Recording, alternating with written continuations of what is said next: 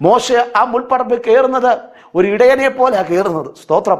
ഇനി നിങ്ങൾ ശ്രദ്ധിക്കണമേ, ആ മുൾപ്പടർപ്പ്, കത്തുന്ന മുൾപ്പടർപ്പിൽ വെച്ച് മോശയോട് ദൈവം ഇടപെട്ടു. ഒരു നിയോഗം മോശയ്ക്ക് നൽകി. ഇതുവരെ മോശയുടെ കരത്തിൽ നൽകിയ ദൗത്യം ആടിനെ മേയ്ക്കുന്നുള്ളതാ ഇത്രയും നൽകിയത്. എന്നാൽ അമ്മായിപ്പം നൽകുന്ന ദൗത്യത്തിന് അതീതമായി സ്വർഗത്തിലെ ദൈവം അവനൊരു ദൗത്യം നൽകി. എന്തെന്നറിയാമോ? അവൻ ഒരു കൂട്ടം ജനത്തിന്റെ നായകനായി പുറത്തു കൊണ്ടുവരുമെന്നുള്ളതാ. അങ്ങനെയെങ്കിൽ ദൈവത്തിന്റെ പർവ്വതമായ ഹോരേവിലേക്ക് മോശ കയറിയത് ഒരു സാധാ ഇടയനെ പോലെയാണ്. എന്നാൽ ആ ദൈവത്തിന്റെ പർവ്വതമായ ദൈവ സാന്നിധ്യം അനുഭവിച്ച മോശ പർവ്വതം വിട്ട് അടിവാരത്തിലേക്ക് വരുമ്പോൾ ഇടയനെ പോലല്ല, ഒരു വീണ്ടെടുപ്പുകാരനെ പോലെ ഇറങ്ങി വരികയാണ്. സ്തോത്രം.